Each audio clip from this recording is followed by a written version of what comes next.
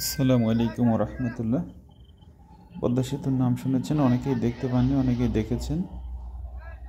এর আগেও আমি পদ্মা সেতু আপনাদের দেখিয়েছি। তো আজকে আপনাদের বাংলাদেশের পদ্মা সেতু এপাশ থেকে ওপাশে ট্রেনে যেতে কতক্ষণ লাগে সব সময় সহ আপনাদের সামনে তুলে ধরব, এবং পদ্মা সেতুর যে সৌন্দর্য সেই সৌন্দর্যটা তুলে ধরার চেষ্টা করব। আশা করি শেষ পর্যন্ত সঙ্গেই থাকবেন। কিছুক্ষণ হলো পদ্মা সেতুর উপরে অলরেডি ট্রেন চলছে। আপনারা জানেন, যখন কোনো বড় নদীর উপরে সেতু তৈরি করা হয় তখন দুপাশ থেকেই নদীকে শোষণ করা হয়, অর্থাৎ মাটি দিয়ে ভরাট করা হয়। এই কাজটাই করা হয়েছে, এখন সেই অংশে চলছে। এবং কিছুক্ষণ পরেই আমরা একেবারে মেইন যে নদীর উপর দিয়ে যে পদ্মা সেতু আছে সেতুর মাঝামাঝি চলে যাব ইনশাল্লাহ। আপনাদের দেখানোর চেষ্টা করব। আপনারা সবসময় আমাকে সাপোর্ট দিয়ে এসেছেন এবং সামনেও সাপোর্ট দেবেন, এটুকুই প্রত্যাশা আপনাদের উপরে। দেখুন, আমরা অলরেডি পদ্মা সেতুর উপরেই কিন্তু চলছি। এই যে সাইড দিয়ে দেখুন কিছু পিলার দেখা যাচ্ছে, পদ্মা সেতুর যে পিলার, সেই পিলারগুলো কিন্তু দেখা যাচ্ছে।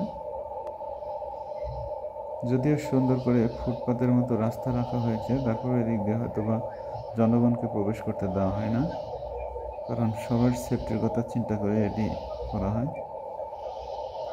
নিরাপত্তা বিবেচনা রেখে এদিক দিয়ে কাউকে হয়তো হাঁটতে দেওয়া হয় না। আপনারা জানেন, পদ্মা সেতুটি হচ্ছে একটি দ্বিতল সেতু, অর্থাৎ নিচ দিয়ে ট্রেন চলে এবং উপর দিয়ে অন্যান্য যে যানবাহনগুলো আছে সেগুলো চলে।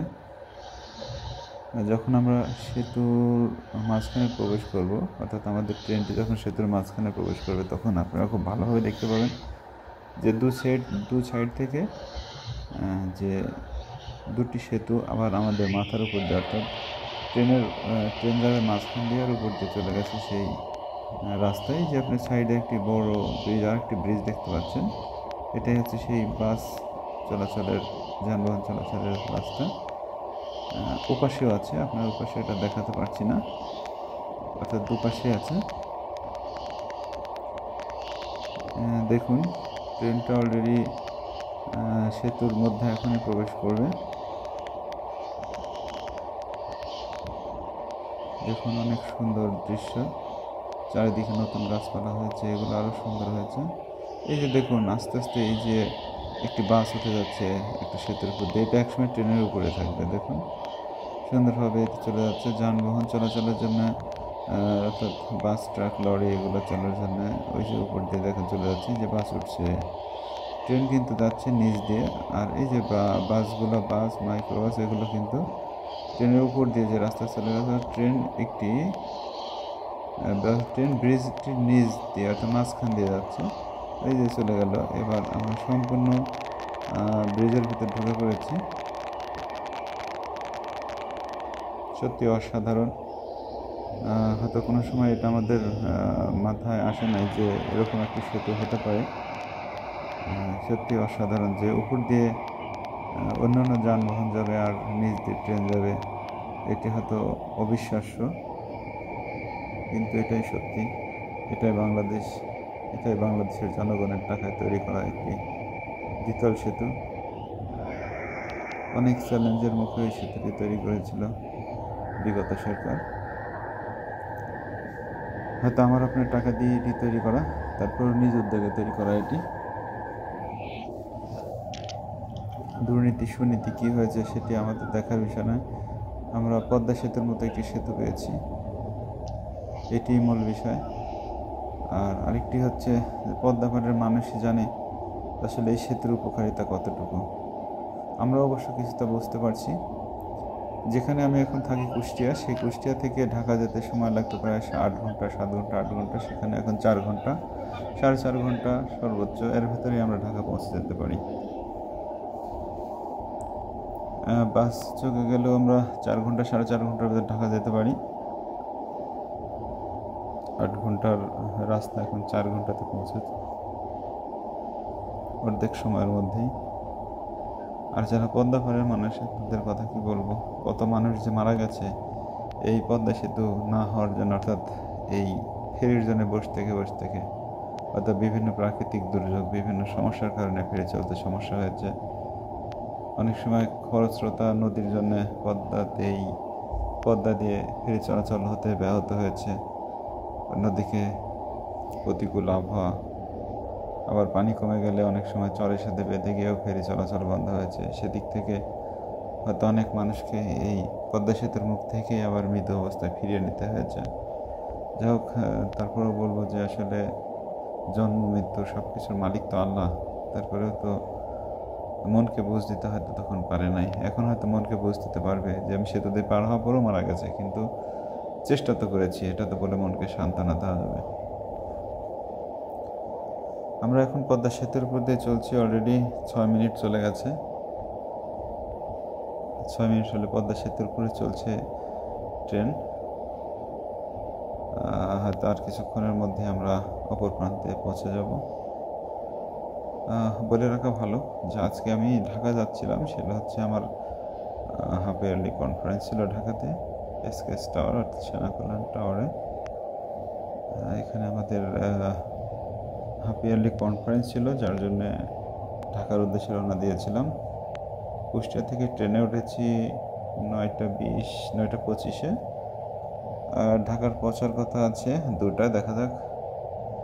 তবে হ্যাঁ, যদিও আমি ভিডিওটা অনেক পরে ছাড়ছি, অর্থাৎ আমরা জাস্ট 2টার মধ্যেই ঢাকা পৌঁছে গেছিলাম, অর্থাৎ 9:30, 10:30, 11:30, 4.5 ঘন্টা, 4.5 ঘন্টা 5 ঘন্টার মধ্যে অর্থাৎ আমরা পৌঁছে গেছি। অন্যদিকে যদি বেনাপোল অথবা অন্য কোনো ট্রেন হতো তাহলে সর্বোচ্চ 4 ঘন্টার মধ্যেই তারা পৌঁছে দেয়। খুবই সুন্দর একটি জার্নি।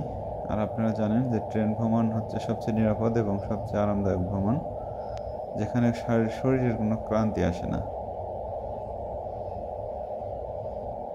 আমরা নদীর ওপাশে দেখতে পাচ্ছি, হয়তো আর 2-1 মিনিটের মধ্যে আমরা নদীটি পার হয়ে চলে আসবো ইনশাল্লাহ। আমাদের ট্রেনের যে সামনের অগ্রভাগ, সেই অগ্রভাগ অলরেডি সেতু পার হয়ে চলে যাচ্ছে, অর্থাৎ যে নদী শাসন করা হয়েছে সেই অংশে চলে এসেছে। এই যে দেখতে পাচ্ছেন যে আমাদের উপর দিয়ে, অর্থাৎ আমার ট্রেনের উপর দিয়ে যে রাস্তাটা ছিল, সেই রাস্তা সাইড দিয়ে চলে যাচ্ছে। ওই পাশেও আছে, কিন্তু আমি একবার আসে দুই পাশে আপনাদের দেখাতে পারছি না। এই যে ট্রেন অলরেডি সেতুর শেষ অংশে চলে এসেছে। এই যে দেখুন, ওপাশে যে রাস্তা এসেছে, সেই রাস্তাটা ট্রেন লাইনের নিচ দিয়ে চলে গেছে। সত্যি সুন্দর একটি পরিকল্পনা, সুন্দর একটি রাস্তা, যেটি আমি বারবার বলছি, হয়তো আমাদের মতো ক্ষুদ্র ব্রেনে এটা কাজ করে নাই যে ট্রেন সেতু এবং বাস সেতু দুটি একসাথে হতে পারে। যদিও আমরা যমুনা সেতু দেখেছি, ট্রেন সেতুটি ছিল বাস সেতুর সাইড দিয়ে, মনে হতো যে খুবই রিস্কি। তারপরেও যা হোক, পরবর্তীতে রেল সেতুটি আলাদা করা হয়েছে। আর এখানে আলাদা করার কোনো প্রশ্নই আসে না, খুবই সুন্দরভাবে তৈরি করা হয়েছে। এবং রেল সেতুটি গেছে মাঝখান দিয়ে, আর উপর দিয়ে গেছে হচ্ছে বাস সহ অন্যান্য যে যানবাহনগুলো এগুলো চলে, অর্থাৎ একই সাথে ট্রেন এবং বাস চলাচল করতে পারে। কোনো যানবাহনের জন্য অপেক্ষা করতে হয় না। রেল ক্রসিং বা যাই বলেন, কোনো কিছুই কারোর জন্য অপেক্ষা করতে হয় না, সেভাবে ডিজাইন করে তৈরি করা হয়েছে। এটি তৈরি করেছিলেন বঙ্গবন্ধু কন্যা শেখ হাসিনা বাংলাদেশের অর্থায়নে, অর্থাৎ আমার আপনার টাকা দিয়েই তিনি তৈরি করেছিলেন এবং উদ্যোগ নিয়ে সেই রাস্তাটি তৈরি করেছিলেন, ব্রিজটি তৈরি করেছিলেন। সত্যি দেখুন কতগুলো রাস্তা একসাথে, বাংলাদেশের জন্য আসলে এটি একটি গৌরবের। ধন্যবাদ জানাই বিগত সরকারকে। আশা করি সামনে যে সরকারি আসবে তারাও আমাদের জন্য ভালো ভালো কাজ, ভালো কিছু উপহার দিবে। আমরা আম জনতা এটুকুই চাই। আমরা অলরেডি পদ্মা সেতু পার হয়ে আসলাম। পদ্মা সেতু পার হয়ে চলে এসেছি অলরেডি সামনে কেরানীগঞ্জ। আপনাদের দেখাচ্ছি যে দেখুন কত সুন্দর করে রাস্তা তৈরি করেছে। এটা হচ্ছে টোল প্লাজা। এই যে সামনে যে দেখতে পাচ্ছেন এটা হচ্ছে পদ্মা সেতু টোল প্লাজা। এখান থেকে টোল দিয়েই পদ্মা সেতুতে প্রবেশ করতে হয়। আর যেখানে টোল প্লাজা মূলত সেখান থেকেই পদ্মা সেতু শুরু বলা যায়।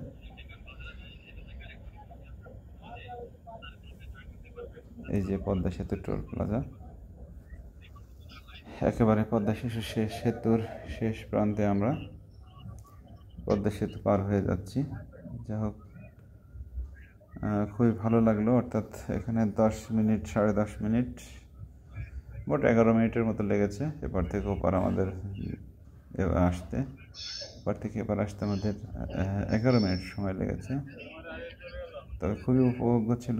যারা এতক্ষণ সঙ্গে ছিলেন তাদেরকে অনেক অনেক ধন্যবাদ। ভবিষ্যতে আরও কোনো ভালো ভিডিও নিয়ে আপনাদের সামনে উপস্থিত হবো ইনশাল্লাহ।